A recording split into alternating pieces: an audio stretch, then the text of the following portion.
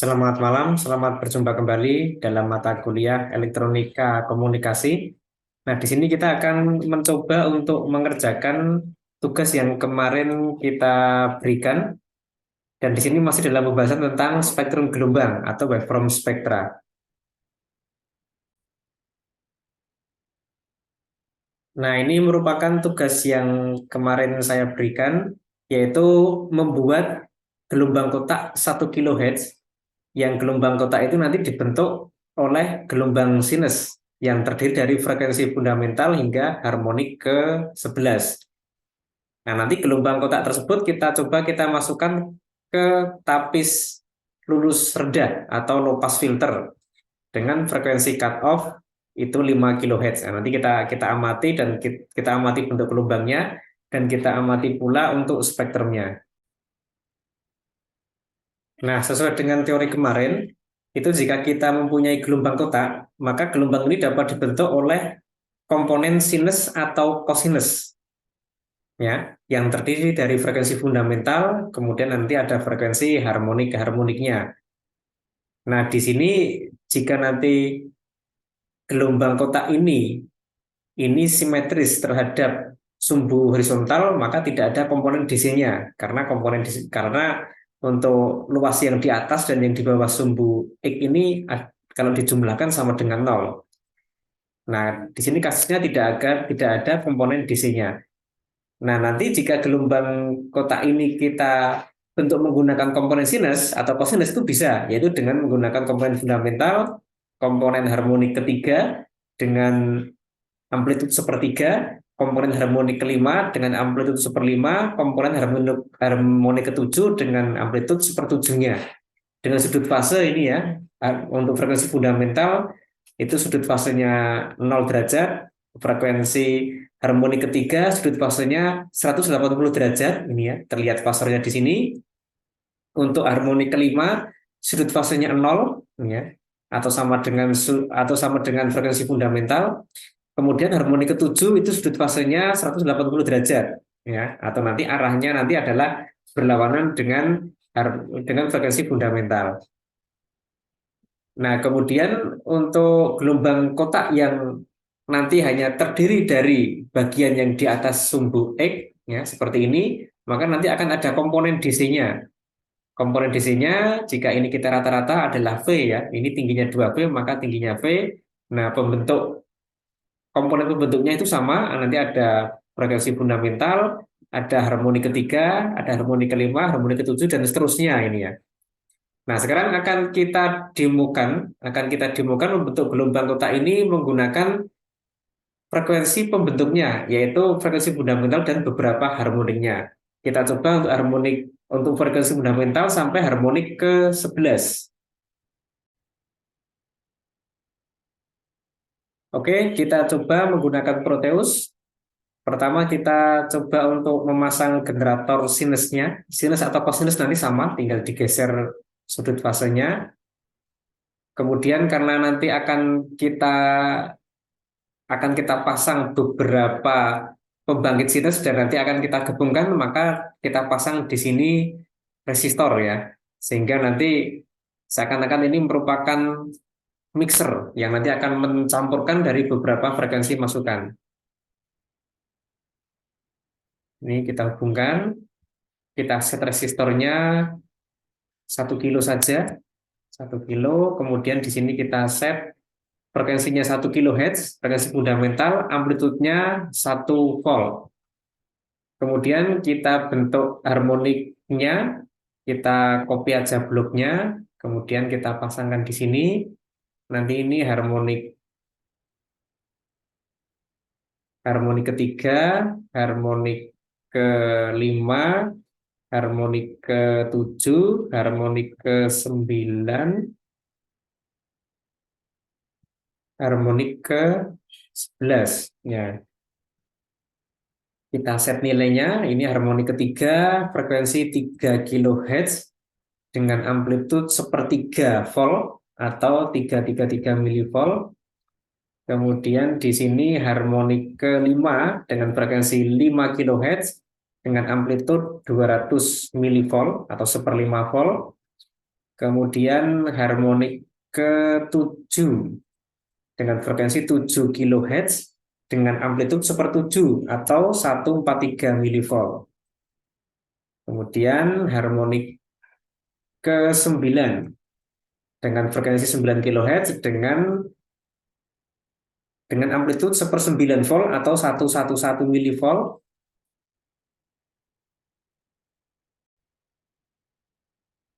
Kemudian harmonik ke-11 dengan frekuensi 11 kHz dengan amplitude 1/11 atau 91 milivolt. Ya, nah ini kita gabungkan.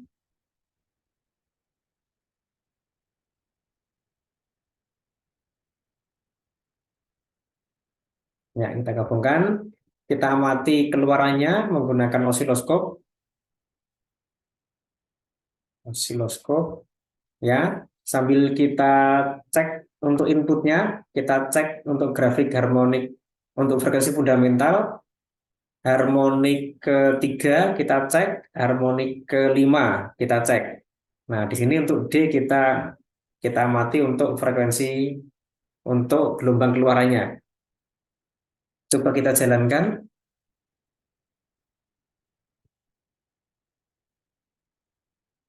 Ya, ini frekuensi utamanya, frekuensi fundamental, amplitudenya 1. Ini harmonik ke-3 yang biru dengan frekuensi 3 kHz dengan amplitude 1/3. Kemudian ini harmonik ke-5 yang pink itu, harmonik ke-5 dengan amplitude 1/5. Kemudian yang ini adalah keluarannya. Ya, keluarannya seperti itu. Kita kecilkan time per diff-nya. Ya, terlihat seperti itu ya. Jadi ini frekuensi fundamentalnya, ini harmonik ke-3, harmonik ke-5, harmonik ke-7 sampai 11 tidak kita tampilkan. Kemudian ini adalah gelombang kotak keluaran dari pembentukan untuk gelombang kotak yang didapat dari masukan sinus tadi ya. Nah, ini jika kita lihat di sini ya, nanti mungkin agak hati-hati ya karena di sini ini kalau secara teori di kemarin yang kita teorikan itu itu mestinya di sini ini kan dibentuk dari cosinus.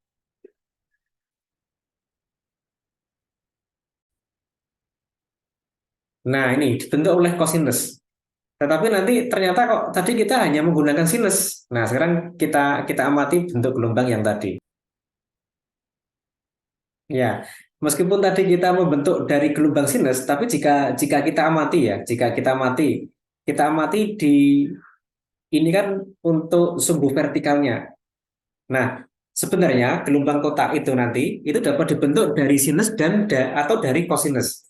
Jika nanti dibentuk dari sinus itu nanti bisa, tapi nanti seperti yang pernah kita bahas bahwa nanti kalau fungsi sinus itu nanti gelombang kotak yang terbentuk itu nanti adalah skew simetriknya. Jadi ini kan skew simetrik, simetri putar.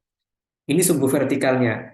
Tapi kalau nanti dibentuk dari fungsi kosinus, nah, maka dia simetri terhadap sumbu vertikal. Nah, andai kata kita anggap sumbu vertikalnya di sini, ya, sumbu vertikalnya kita kita geser. Mungkin saya beri tanda di sini. Nah, ini sumbu vertikalnya. Ya. Nah, andai kata sumbu vertikalnya kita anggap di sini, maka ini sudah jadi fungsi kosinus.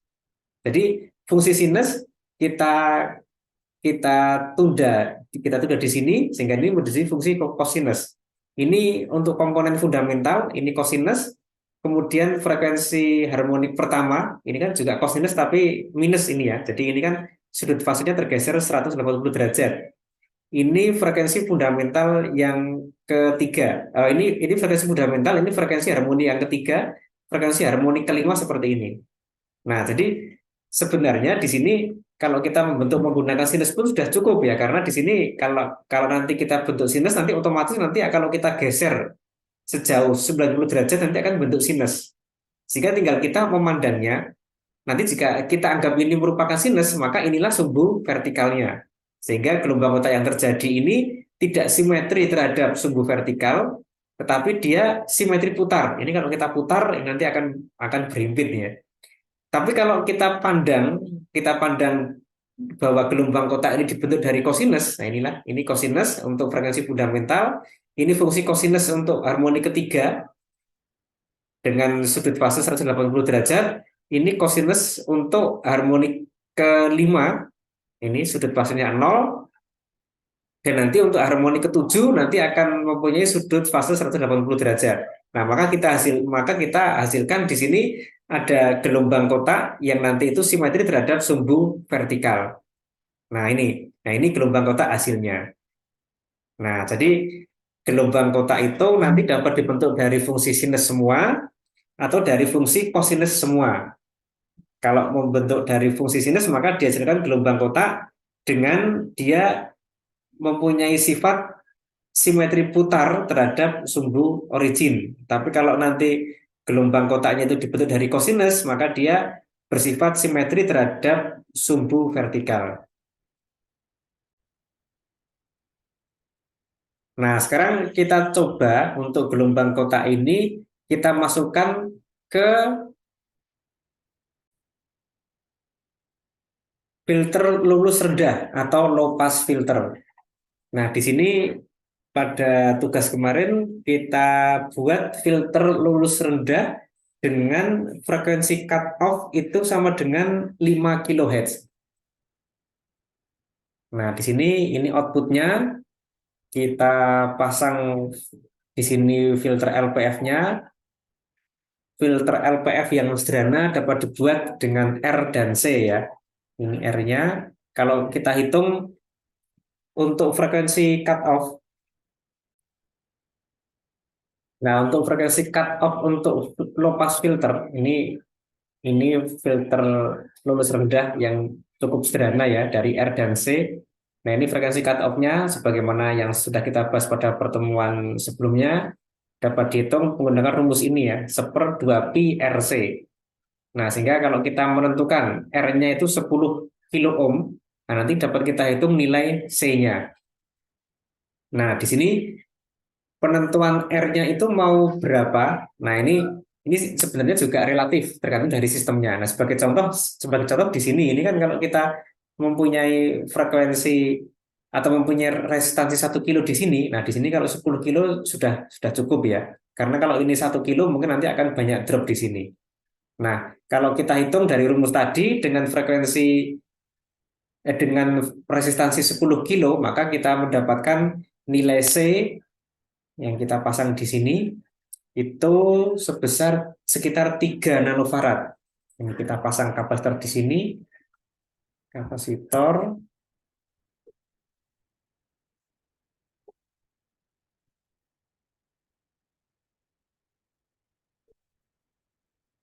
Nah, kita hubungkan. Oke, kemudian kita pasang ground di sini.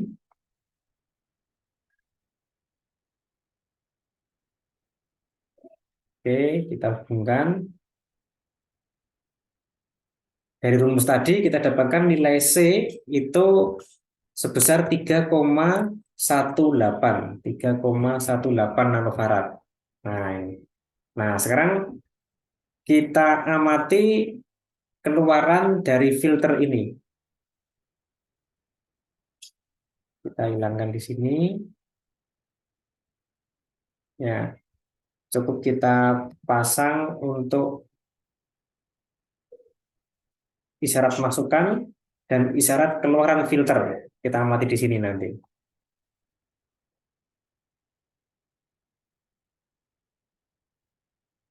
Ya, ini merupakan gelombang kotak yang tadi kita buat, ya. Kemudian ini merupakan keluaran filter. Nah, di sini terlihat bahwa keluaran filter itu akan menghasilkan gelombang kotak yang cacat di sini ya. Sehingga ini kan ada yang terdistorsi ya pada saat dia turun kemudian melandai, dan juga ini juga ada distorsi. Nah, kenapa kok bisa demikian? Karena memang nanti untuk spektrum frekuensi itu nanti ada yang terputus. Jadi nanti di bagian belakang itu nanti ada komponen harmonik yang ditindas. Nah, kita coba lihat untuk komponen harmonik yang ditindas yang mana saja. Kita pasang probe di sini untuk mengamati. Ini probe tegangan ya. Kita pasang di sini untuk probe-nya. Nah, sekarang kita pasang juga probe di sini untuk isyarat masukkan filter. Nah, kita buat grafiknya, grafik untuk Fourier analisis. Kita cari untuk Fourier analisis. Ini ya, Fourier E.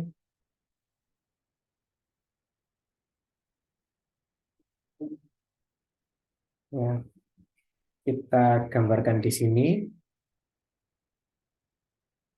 Ya, atau yang ini dulu ya. Yang ini dulu sambil kita lihat di sini.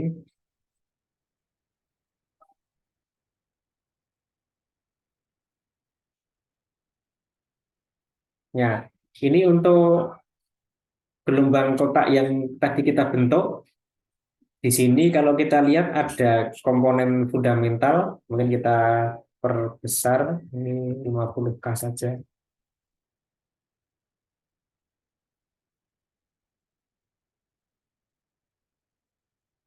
Ya, ini ya. Ini frekuensi fundamental, ini harmonik ketiga, harmonik kelima, harmonik ketujuh, harmonik ke-9, harmonik ke-11. Ya, kita set maksimal 20 kilo saja. Ya, sehingga kelihatan seperti itu. Ya, atau mungkin 15 kilo ya, yang lebih jelas. Ya. Nah, kita bandingkan dengan yang di sini.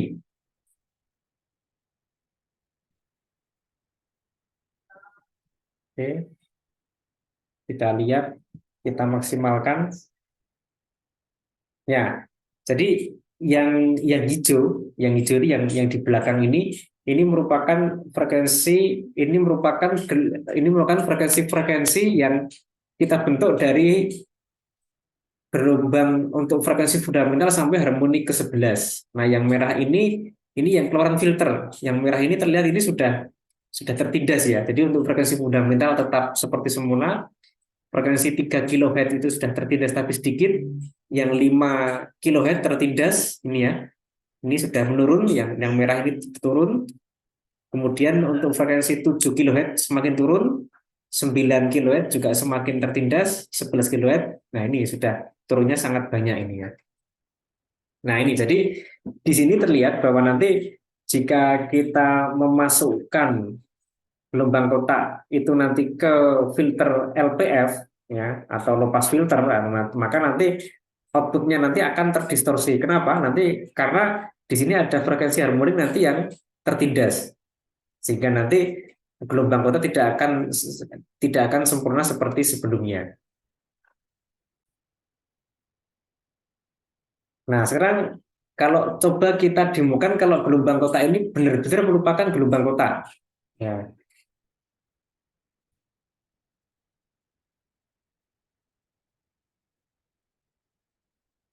coba ini kita delete. Nah, kita buat ini merupakan gelombang kotak pulus dengan frekuensi 1 kHz, duty cycle 50%, pulse height-nya 1 volt, untuk low-nya 0. Oke, kita amati dulu. Nah, ini mungkin kita pasang langsung aja. Ini kita hilangkan sehingga ini langsung ke sini ya.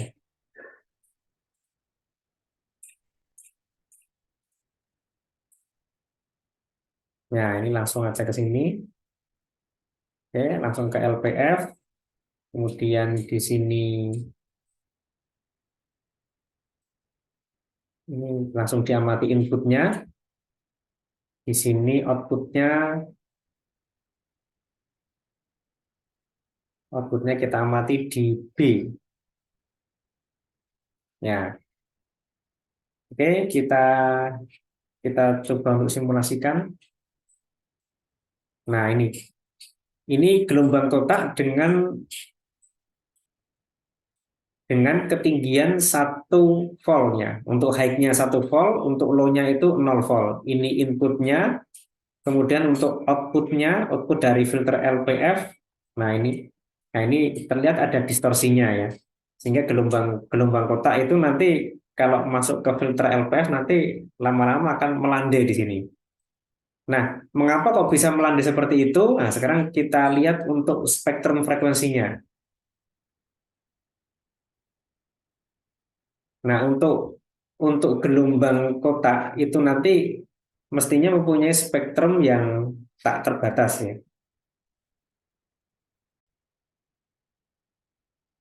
Nah, kita coba untuk lihat spektrum frekuensinya. Ini menggambarkan masukan yang asli masih berupa gelombang kotak. Kita ambilkan dari sini ya. Kita ambilkan dari sini. Oke, R7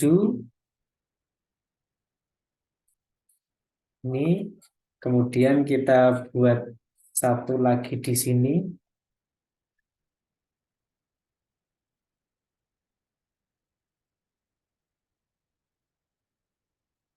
Oh, loh. Ya, kita buat di sini. Oke, kita ambil C3 di sini. Ya, oke kita gambarkan. Nah, kita lihat di sini kita potong sampai frekuensi 50 kilo. Potong sampai 50 kilo. Di sini juga kita potong sampai 50 kilo.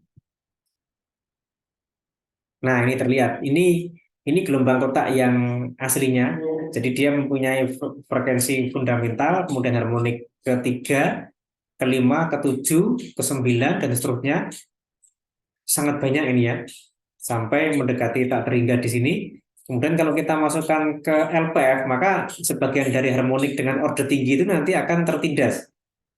Nah, sehingga di sini itu untuk harmonik ketinggi nanti akan berkurang amplitudenya. Nah, itulah yang menyebabkan nanti untuk output dari filter LPF ini merupakan gelombang kotak, tapi di sini itu agak landai karena memang ada frekuensi harmonik orde tinggi nanti yang tertindas.